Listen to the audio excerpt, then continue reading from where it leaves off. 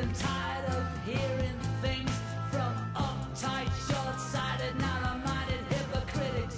All I want is the truth. Just give me some truth. I've had enough of reading things by neurotic, psychotic, pig-headed politicians. All I want is the truth. Just give me some truth. I would say we need to look at this because think how 9/11 has been used and abused. You know, this is something that politicians still refer to on a regular basis. Oh, well, everything changed on 9/11. We've got to crack down on security because of 9/11. We've got to do this, that and the other because of 9/11. This is a mantra that we have drilled into our heads. So this isn't some terrible terrorist atrocity that happened in a foreign country almost a decade ago. This is something that directly affects all of us to this day, all of us globally. Because think how it's been misused. You know, this is the pretext for this unending nebulous war on terror, where there is no defined enemy. Anyone can be targeted as an enemy because of 9/11. The definition grows broader daily. Where we've seen 2 illegal wars waged on the basis of 9/11. The fact they were ready to go into Afghanistan weeks after the attack.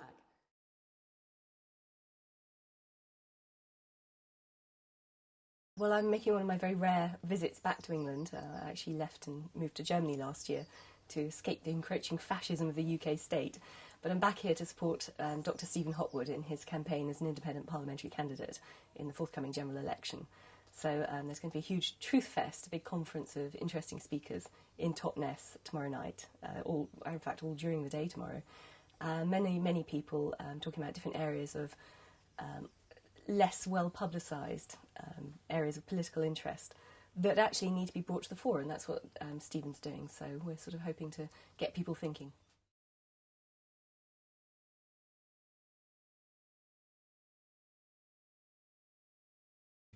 I think when Dave first described the plot of MI6 to try and assassinate Colonel Gaddafi, it was really the straw that broke the camel's back as far as my service with MI5 went. Because we'd been there for between 5 and 6 years, both of us working in different sections, and we'd seen so many different things going wrong that you sort of put up with it initially in one section because you think, okay, well, this is just a historic throwback, or this is bad management, and the next section would be better. But the longer you stay, the more you see going wrong. So by that point, it was just a case of, well, we have to leave and we have to do something about it.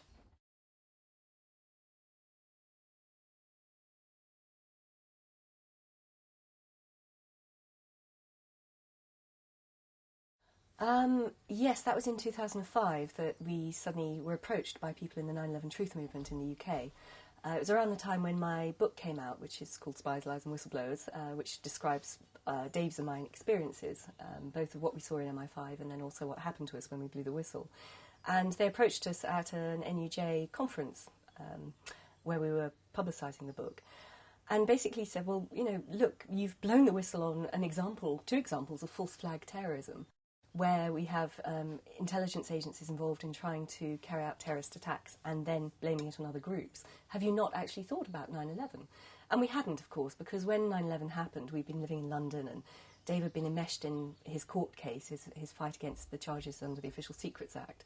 And then after that, it's just been a fight for survival and going through the appeal courts. And so it was a bit of a nightmare. But at that point, we thought, OK, let's have a look.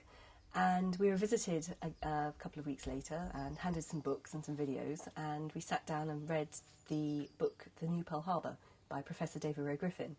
And both of us went through it in a day. I mean, we just couldn't put it down. And it really was a case of the scales falling from our eyes at that point. I mean, I remember reading it and thinking, how can anyone say there isn't a need for a proper inquiry, a proper investigation into this? None of the official account really stands up. There is so much evidence out there that contradicts what we've been led to believe. And since then, obviously, I've done more research into it. I became very involved in building up the UK 9/11 Truth Movement, and then now I've moved to Europe, sort of working more internationally as well. And I think it's still key. I mean, people in the mainstream media have been dismissive, and now they say, well, it's old news. It happened almost a decade ago. Who cares? But when you think how 9/11 has been misused consistently by our political and governing classes, and they keep saying, well, you know, things change then. And it's been used to take us into this war on terror, the unending war on terror, which is it's going to go on for a generation at least. It's been used to justify the illegal wars in the Middle East, and it's been used to turn our countries into, police states. So I think 9/11 is very much a sort of core part of anyone who wants to campaign around any of these issues or against any of these wars. Because if we can say, and we can very easily say, that the official account does not add up, then we can say, well, the justification for all these atrocities since is removed. So let's have a rethink. Let's pull out of the Middle East. Let's stop the slide toward totalitarianism that we're seeing in our countries. And let's take our democratic power back. So from one chance meeting when I was trying to publicise the book to now, 5 years later, I still think it's a very key issue for us all. And, it does fit. Obviously, we know that false flag terrorism exists. That's what we had to blow the whistle on. That's why we ended up going on the run around Europe, living in exile, all the way through to 2 court cases. So we know that it happens. And the officials in the intelligence agencies are, of course, desperate to cover all this stuff up. But once you know that, then you look at 9/11, it's just so obvious. There's so much evidence, and there's so many credible people now across the planet who are now questioning it.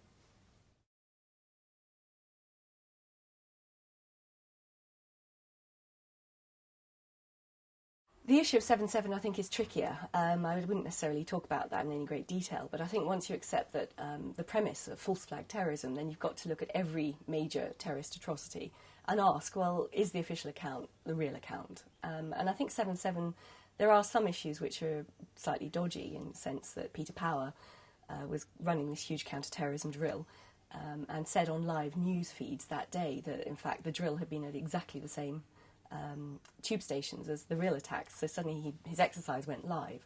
So I think that's an interesting point to look at. And also the apparently photoshopped CCTV picture of the 4 terrorist suspects when they were boarded the train at Luton. The timeline doesn't add up. So I think there are questions that need answering, but I don't think there's anywhere near as much evidence as there is with 9/11. But of course we've never had a proper official inquiry into it. All we've had was an anonymous report of the official narrative which came out from some civil service office a few years ago. So rightly, of course, people are questioning 7/7, and the families are demanding that we have a proper inquiry. Well, we do have a problem in this country, of course, that we have the 2005 Inquiries Act, which now means that anyone setting an inquiry within the government can actually set out the terms of that inquiry and then can vet the findings. So, of course, we're never going to get a real inquiry. But I think people just need to keep digging. False flag is something that happens historically, it happens regularly. It's a perfectly standard thing for intelligence agencies to get involved in. I mean, not just in Britain and America, although America is probably the past master of false flag atrocities for its political advantage. But Israel's got involved in certain attacks. So even in Russia, there was a very notorious case of false flag terrorism where Alexander Litvinenko, the KGB whistleblower, who strangely fled to the UK for refuge, he blew the whistle on the fact that the modern incarnation of the KGB, which is the FSB, had bombed some apartment buildings in Moscow in 1999 and blamed it on Chechen rebels as a pretext for a full-scale invasion of Chechnya, which of course subsequently went ahead, which led to the deaths of hundreds of thousands of innocent people and mass rape and mass atrocity. So, every country does it. Every intelligence agency will use false flag terrorism in order to gain political advantage and to achieve their political goals.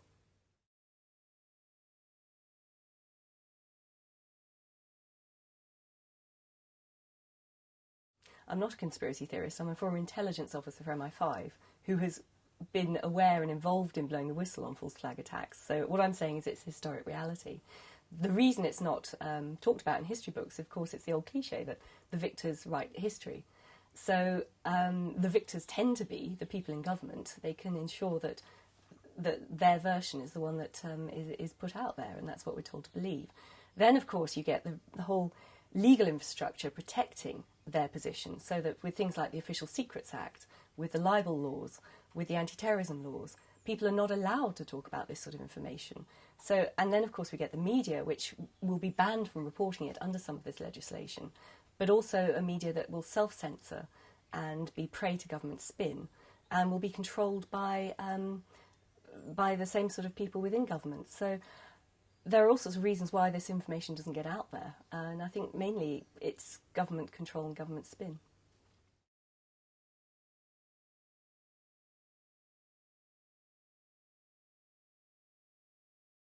Well, that's a very good question. I don't know the answer. I don't think anyone can categorically say one way or the other who is behind false flag attacks, who's really pulling the strings.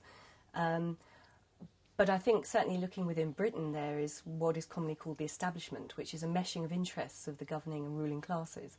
So this is where you get the sort of cross-pollination between the intelligence agencies, government ministers and MPs, big business, the media people, the arms industry. And these are people who tend to belong to a certain background and who know each other, and they're all reliable chaps. And they will set the agenda undemocratically behind closed doors. So then we get into a position where they decide it's in their interests, or the country's interests. Unilaterally, they decide something and go ahead and carry out an atrocity in order to, build up a market for things like the arms industry, in order to build up an environment politically where they can get away with taking away our basic rights. And this is all highly undemocratic. I wouldn't say it's any big sort of necessarily agenda, perhaps. I think it's very much a sort of vested class interest to a certain extent. But then, of course, we get into the supranational environment where we see the whole sort of structure mirrored. So, for example, going back 10 years, there were reports on the internet about a group called the Bilderberg Group, and it was always dismissed as a conspiracy theory. Now, of course, this is mentioned quite regularly in mainstream media, and it's been well documented that leaders, again, within those fields of the media and government and intelligence and big business and the arms industry will meet annually at the Bilderberg Group to discuss what are the emerging themes around the world and what needs to be done. And these meetings are secret, so they're undemocratic. We have no say as a people, as citizens, in what is decided, what is discussed, and what their agenda is going to be. And they go ahead and carry out whatever they need to carry out, create wars, carry out false flag attacks, put their backing behind certain politicians to get certain governments in certain countries. And that's not conspiracy theory. This is documented, as I said. It's in the mainstream media now, even. So groups like that, I think, undermine and erode completely the very notion that even in the West we live in true democracies, because they can take these decisions behind closed doors. I mean, it's not just the Bilderberg Group. There's a sort of business conglomerate, the Carlyle Group, the Trilateral Commission, Chatham House.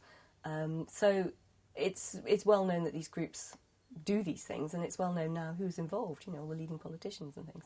So it's undemocratic, and that's why I think an issue like 9/11 can wake people up to what's going on, but it's only a starting point. Then they can start sort of following the trails and looking at all these issues and hopefully get active, not just sit and feel depressed about it, but get active and get positive and get out there and take back their democratic power. I think that's the key.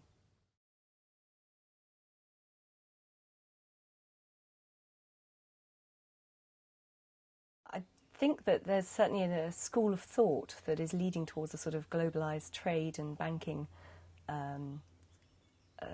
amalgamation.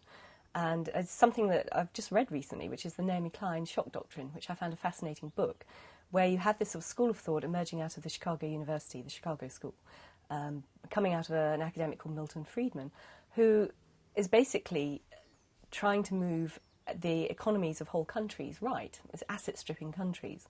And they've been doing it systematically, starting with Chile in the early 1970s. And these sort of disciples of the Chicago School keep cropping up every time there is some sort of crisis in a country. It's economic problems or economic meltdown or whatever.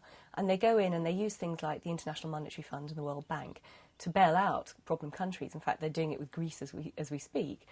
And then impose conditions that asset strip those countries, that allow in foreign competition, that lead to increasing globalisation, and just impoverish the people. So I think from that point of view there is an agenda, and it's certainly all about making money. I mean, over the last 15, 20 years we've seen the emergence of a sort of super rich global elite who are just coining it in, and yet the people in these countries tend then to lose their standard of living. I mean, we're seeing it certainly in America now as well, because they've pumped so much money into in the Middle East wars, and their economy is so shaky that they have tent cities, people who are homeless living outside their cities. There are whole swathes of industrial areas of cities are sort of no-go areas, boarded up houses and no proper healthcare, everything. So America, again, itself has been asset stripped. So we are seeing this sort of super rich global elite who are there to make the money. In terms of where they want to go socially, obviously it's very useful for them to have the laws in place within each of these countries, so that if there is civil unrest, if there is rioting on the streets because of what is being done economically to the people, as we're seeing in Greece at the moment, they can crack down. They can watch out for distance and troublemakers. They can listen into all our telephone conversations. They can have massive, great databases which record our movements, travel databases, which record our very way of life as we go about daily life in our countries. So that is certainly useful to them. And I see the campaigning that we're doing almost as a sort of race against them and us. They're trying to crack down on our freedoms so that we can't fight back if the conditions get unbearable. So there won't be any sort of velvet revolution. There won't be a sort of reform within our countries. And we're racing to try and get people aware of what's really going on behind the scenes and what they're facing before that happens to such an extent that we can't fight back effectively. And I think it's very, very balanced at the moment as to who's going to win out. So that's a problem. And again, you know, going back to 9/11 as an exemplar, a nexus point of where all these different issues come together, I think it's a very good example to try and get people thinking and to get them active and to go out and start campaigning.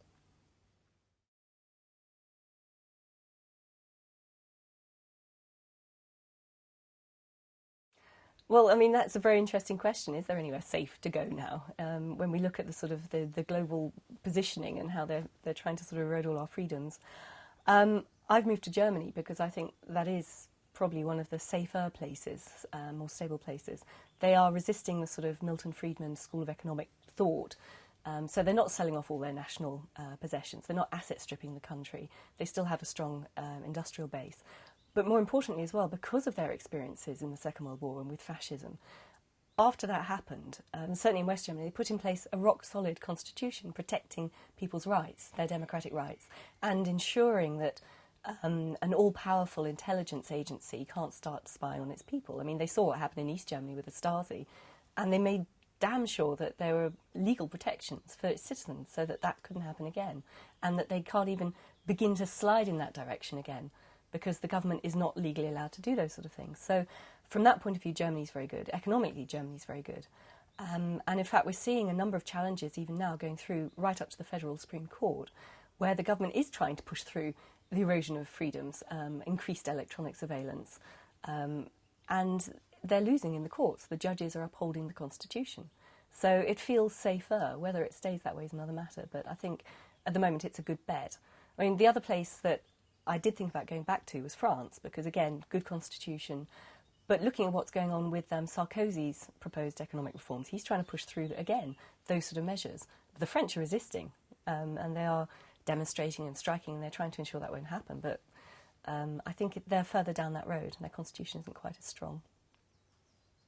One small example is the idea of voting computers.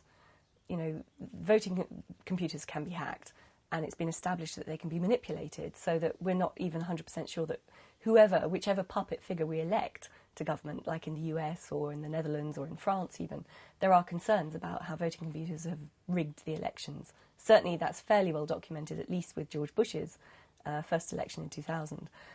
And in Germany, again, they tried to introduce voting computers, and state after state within the country has just said, no, we're not using them, we're sticking with paper, we want a paper trail. So at least they know there's a better chance that whoever is elected has actually genuinely been elected.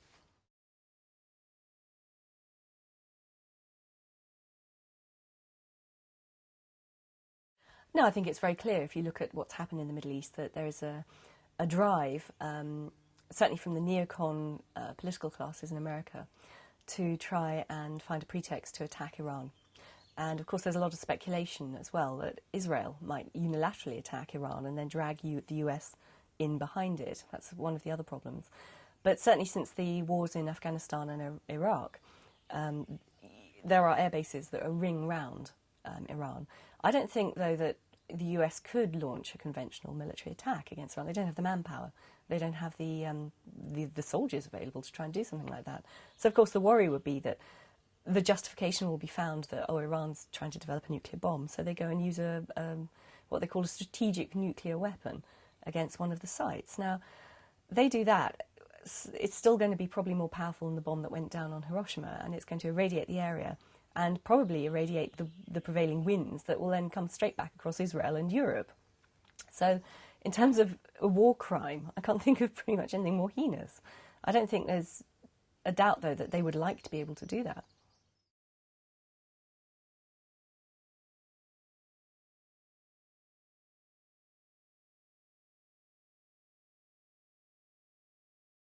They could do. I mean, that's certainly a concern that an attack goes ahead against some Western target and it's blamed on Iranian-backed groups. Absolutely. But they may find that they just fabricate evidence that they're trying to produce a bomb, and that will be enough. It depends on the will of the American military and the will of the Israeli military, certainly. But I think the fabrication of evidence might be enough to try and justify something like that, because, of course, Israel is the illegal owner of about 200 nuclear warheads anyway, and they're paranoid about Iran getting the bomb. So one way or the other, there'll be some sort of falsification, whether it's an attack or whether it's evidence. Because, of course, don't forget that there was a very famous national intelligence estimate that came out of the States back in 2007, where they got all the 16 intelligence agencies to assess whether or not Iran was trying to develop a bomb. And they all 16 unanimously said, no, they're not. And, of course, this has been challenged ever since, particularly by the Israeli military infrastructure, saying, no, we've got evidence, we can find evidence.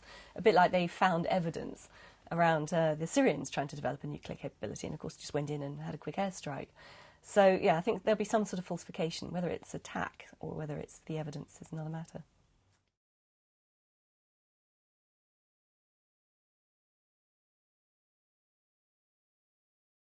It's interesting with the whole issue of Palestine, of course, that again and again in the mainstream media you see that Iran is blamed for backing groups like Hezbollah and Hamas and things like that. So they're trying to find, again, a sort of pretext, a linkage between what's going on in Palestine and any sort of intifada or revolt at whatever level with the Iranians. So, yeah, I mean, everything that's being done to the Palestinian settlements is illegal. I mean, how they can shut them, pen them in, and not even allow aid through. I remember during the attack on Gaza about 18 months ago now, and they were just trying to get aid ships in. I mean, people like Congresswoman Cynthia McKinney was actually on board a boat that I think was organised by Dr. David Halpern. And they get arrested. They get rammed by the Israeli Navy. When they're in international waters, they get arrested. And they're held incommunicado for days just for trying to get food and medical supplies to the people in the Gaza Strip. And how a people, a race, who were victims of the Holocaust can then go and perpetrate the same sort of conditions as, was perpetrated on things like the Polish ghettos is beyond me. I mean, how they can do that and just get away with it under international law. They've been subject to UN sanctions for, 4 decades now, and they're still not being penalised because they're still under the protection of the US. And the US, of course, always exercises its veto in the UN to stop any censure attaching to Israel. I think as well, the other problem, of course, with the reporting within the mainstream media of the atrocities that go on against the Palestinians by the Israeli state, I'm not saying necessarily the people, but by the state, is just not reported adequately. And we do see people running scared because of some of the big Israeli lobby groups like AIPAC in the States. If a politician even breathes a hint of censure of what is being done by the Israeli military, then they are leapt upon with great ferocity and pilloried in the media. So it frightens everybody off from even going anywhere near that subject.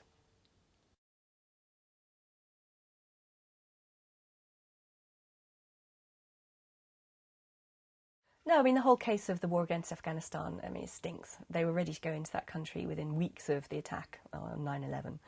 And, of course, they wanted to protect the building of the gas pipeline. That's where most of the military effort has gone, which secures gas reserves for the American market. And they have to be extracted and then transported across Afghanistan. But, yes, the idea that Osama bin Laden was supposed to be hiding there, the Afghanistan government, the Taliban government, said, well, if they were presented with proper evidence, as is legally required under international law, then of course they would extradite him to the US to stand trial for his alleged involvement in 9/11. And the Americans just refused to give any sort of evidence and went in and bombed the country instead. So again, an obvious illegal war, an obvious war crime. And whether Osama bin Laden is even still alive is up for debate. Again, Professor David Ray Griffin has done a lot of research into this, and his view was he died years ago at the end of 2003. So, 2002, I think, wasn't it? So even that idea, the pretext for that war was bogus. If they'd adhered to any basic standards of international law, they would not have gone in. They would have waited for their chief suspect to be handed over, and they didn't. And, you know, it's a mess. It'll go on forever. I mean, Afghanistan has defeated empire after empire, so it's going to be yet another Vietnam, I think, for America.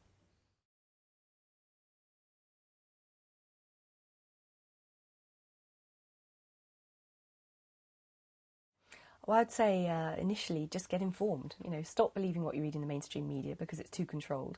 Do your own research and follow whatever trail interests you.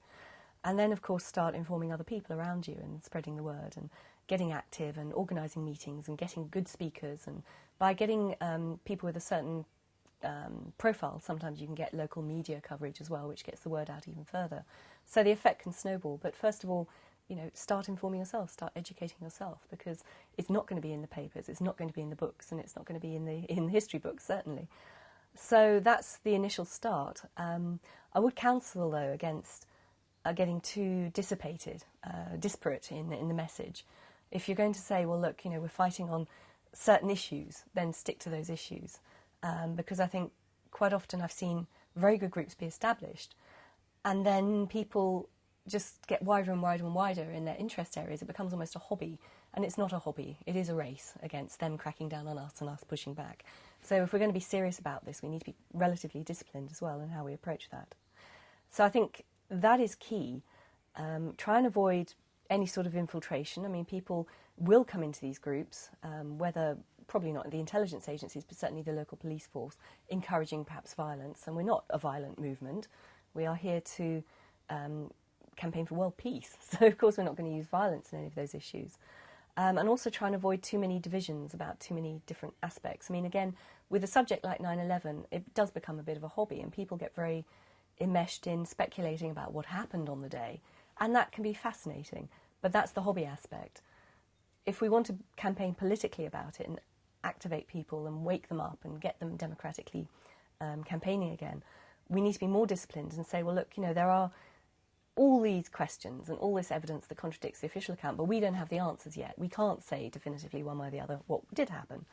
But, you know, get people thinking about it. So there is an aspect of discipline, and certainly in terms of the campaigning side of things. But I think it's key. I mean, the democratic reactivation is key. People are so turned off by mainstream politics now, and they become so depressed and frustrated and trapped because it doesn't matter if you vote in the general election. It doesn't make a blind bit of difference to what happens to our countries. So I think this can be an energising and a positive thing to campaign around, even though it's a rather macabre topic. And I think also, on the other hand, we need to get activists to focus on more strategic, high-level campaigning as well, where we can reach out to some of the political classes who are a bit more sensible, and the academics, and get the professional groups really focusing on the evidence as well, because they have more clout, I think, in people's perceptions, and will add credibility to the movement. So it's a sort of number of different fronts. But I do see it as a very positive and energising force for good. So I'd also say as well that there are many, many people out there who are slightly afraid, perhaps, of an issue like this. They might be frightened of peer ridicule, they might be frightened of rocking the boat and perhaps losing jobs or something like that. But even if they can't be seen to be active campaigners themselves, if they think these issues are important and they think they are core for safeguarding the future of their children and their communities, then they should help those who are able to do the campaigning, who are able to get out there and try and make a difference. So again, you know, these sort of groups and activities and meetings don't come free. So if people can't put their heads above the parapet, then support those who can. I think that's also key. No, and that's great. That's precisely what I was saying is, you know, once you start researching this, you end up going down all sorts of different avenues because the linkages are there. I mean, 9/11 is the nexus that brings together all these sort of examples of intelligence failure, intelligence cover-ups, intelligence false flag attacks, media manipulation, political corruption, potentially getting involved in what is effectively a sort of coup-type scenario. You know, it pulls together all these different aspects. But yes, I mean, of course, people should follow whatever interests them, and these subjects do interlink. But I think, you know, each person individually has to decide what their expertise or areas of interests are and follow that. I mean, you know, this is a sort of following your conscience type moment as well. But I think if it's more where people get too lost in the sort of macro picture, and then they will start fighting with each other about, oh no, my theory is better than your theory, and that just leads to a dispersal of the movement. And I think, you know, they've beaten us if that happens. It's an old tactic, which is divide and conquer, and whether this is being deliberately manipulated from outside and they're putting people in the movement to try and do that, or whether it's just ego and people, you know, you treating it as a hobby rather than serious life and death campaign. It doesn't matter. We have divided and conquered ourselves. So, no, I think, you know, there are certain core issues that do interlink, and it's great that that you're out there and you're campaigning on that. But I would tell people to beware perhaps getting too big, too vast, because that just leads to a weakening. There is so much anger at what the banks have done, you know, since the credit crunch happened, and how they're manipulating our economies and how they're betting on, you know, economies of whole countries crashing like they did with Greece. That, of course, it's a very easy way to say, well, you know, people have anger about it. They're concerned about their mortgages. They're concerned about their jobs. And that can start a dialogue. And, of course, then you can start discussing the interlinkages and the other issues. That's a great way in. Same with globalisation, particularly when you're in a town where there's a sort of awareness of the need to support local business, not be taken over by the big chains and all that sort of thing as well. I think that's, again, find the ways in to begin discussing some of these issues, which is precisely what you're doing, and I think that's great. It's very important. Also the wars, I mean, again, there's so much anger about the illegal wars our countries have been dragged into. That's slightly more difficult, though, I think, because so many people did try and stop them. They marched against them, they lobbied their MPs, and then the Parliament still voted to take us into these illegal wars and ignored the will of the people, that actually a lot of people were very depressed about that experience as activists. So that can be quite a difficult one to reactivate in a way as a campaign issue. But no, because they're all interlinked, I think that's great. And yeah, go out and lobby. And I think you'll find that you'll have so many willing recruits to talk about issues like that once they start looking at the issues around banking, or they start looking at the issues of globalisation. It's a very easy way in, a very important way in. I think one of the things in terms of what I would focus on increasingly now is looking at what we can do to push back. And I very much support the idea of the democratic re-empowerment. That's what I've been campaigning on for years and years, you know, doing lots of tours and getting other people's tours and speaking and interviews and everything. Because I think people, once they begin to look at some of these issues, then they do wake up, and that's absolutely great. But I think one of the other effective ways of trying to campaign is more sort of information guerrilla warfare, which certainly I had some experience of during the whistleblowing years back in the 1990s, and you can get them on the back foot and catch them unexpectedly, and they don't quite know how to deal with some of these issues. So one of the areas that I find is more effective now is trying to sort of look at the technical political field, that's sort of hackers and things like that. So, for example, supporting sites like WikiLeaks. They recently had quite a big media hit where they had a military tape of an American helicopter shooting up some innocent Iraqis and killing and injuring citizens who were trying to help wounded fellow citizens and injuring children and things. It was disgusting. And the voiceover of the American pilots was almost like they were playing some sort of sick remote video game. You know, they were just pleased they kept hitting them. And the Pentagon covered up this film. They've covered up many films.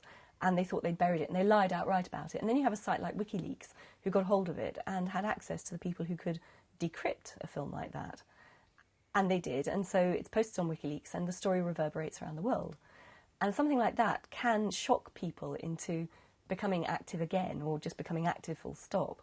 So I think if we can harness those sort of skills as well, you can sort of hit the authorities, hit the powers that be, in a sort of unexpected way, and catch them on the back foot and catch them out as they lie to us as well. So things like that, you know, encouraging whistleblowers, encouraging leaks, and getting this sort of information out there is very key.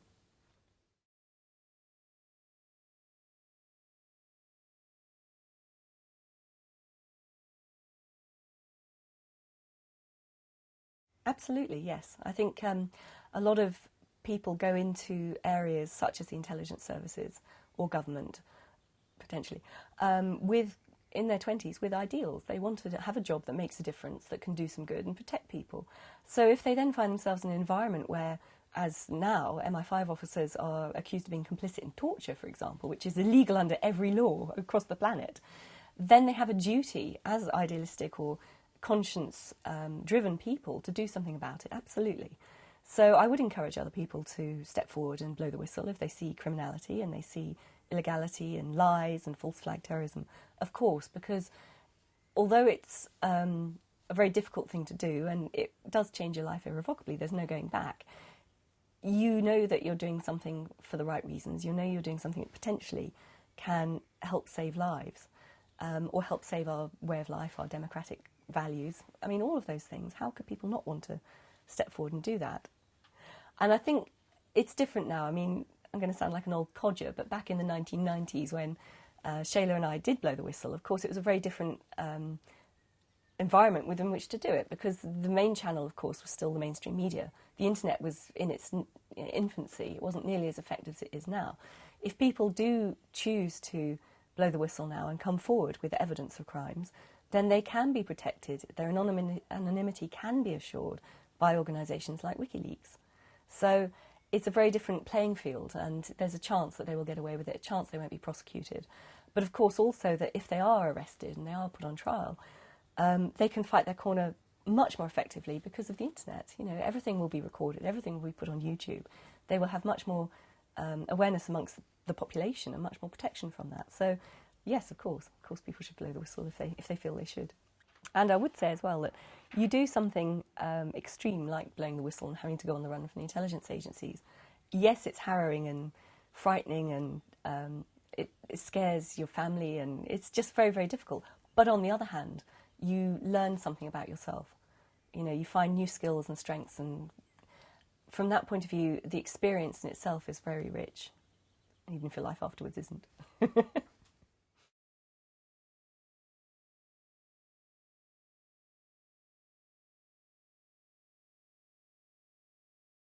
I think we're at a crossroads in human history. I really do.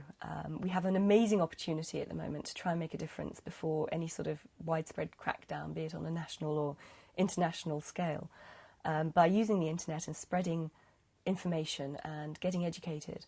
And also, it's a sort of shift in how we think and how we collaborate with each other as well. We see on the internet things like open source and the free sharing of information, the free sharing of intellectual property and things is a mind shift as well for humanity. So it's opening us up more, even if it's remotely via the internet, it's opening us up more to collaboration and working with our fellow human beings wherever. So I think from that point of view, if we can get our act together and if we can ensure that this slide towards totalitarianism is halted, then I think, you know, we're at the start of a very new and very exciting chapter, which could be really positive for the whole of the world's population.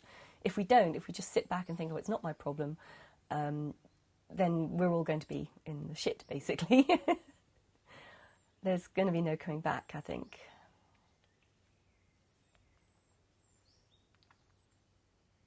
Although human spirit is quite an amazing concept. I mean, I've been to Berlin now a couple of times and gone through what used to be the old East Berlin section, and you look at these housing estates that go on for miles, and they've been tarted up. You can imagine what they were like in the old days when people were living under the Stasi, and you know, they could be reported and shipped off and tortured just for uttering a dissident word against the government and things.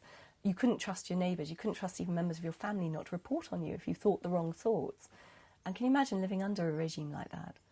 I mean, I've lived, being a whistleblower, I've lived in the sense of not feeling I could have a secure private conversation in my own home for years, or having a secure and private telephone conversation, or being able to necessarily trust my friends. So I know what it feels like to live under those sort of restrictions, but can you imagine a whole society? So I think the time has come for us all to stand up and say enough is enough and take back our power.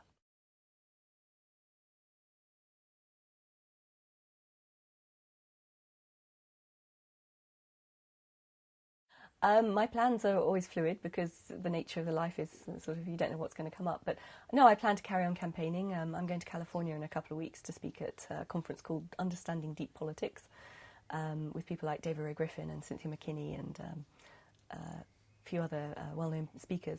So we're going to be looking at the interlinkage between a number of these issues that I've been talking about. So I'll carry on doing that. I'll carry on being a civil liberties campaigner, organising the odd European tour event, and also getting involved as well with the sort of digital civil liberties issues, because again, quite a lot of pushback against some of this sort of electronic surveillance, an electronic Big Brother state that they're trying to enforce on us, can be pushed back by smart information guerrilla warfare. So I'll be helping out and working with people like WikiLeaks a bit more. Thank you. And of course, one of the most heinous things is the idea that our intelligence agencies are now getting involved in torture.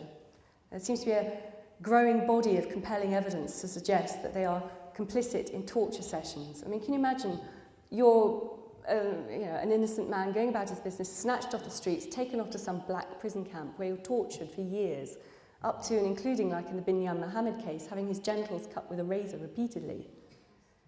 And there are intelligence officers there.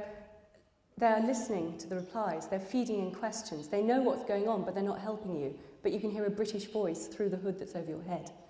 And the thing that haunts me is that those officers might well be people that I used to work with. They might have been my friends, I might have gone out for a drink with them or had them round to my house for dinner or something. And yet, how could they make that moral journey from the people I might have known in the 90s, idealistic 20-something officers, to people who would do that to another human being, be complicit in that sort of activity to another human being? And I think, again, that's part of the problem with the intelligence agencies, is that they are a very closed shop. They become a self-perpetuating oligarchy where no whistleblower, no criticism is allowed. And therefore they get this sort of groupthink that leads them down a very dangerous path. And I think that's one of the reasons why they've got involved in things like torture. So we are looking pretty much at a police state. We're getting to a point of sort of lockdown in the UK. In fact, seeing it from an external perspective now, it's become a bit of a sort of sad joke to the rest of Europe. And even people in America look at the UK and say, my God, it's really bad over there. Do you really have that many CCTV cameras? I mean, that's got that bad. And again, all done in the name of 9/11. So this is why I think 9/11 itself is such an important issue. It's a sort of nexus point. It pulls together all these different strands of deceit and falsehood and false flag terrorism. And if we can spread the word effectively about the subject, if we can get people to look at the evidence for themselves and begin to wake up to what was done on that day, suddenly they will start doing their own research. Please go out and start digging, because it will lead you on all sorts of interesting paths on many of the sort of subjects that we've heard about today from all these excellent speakers.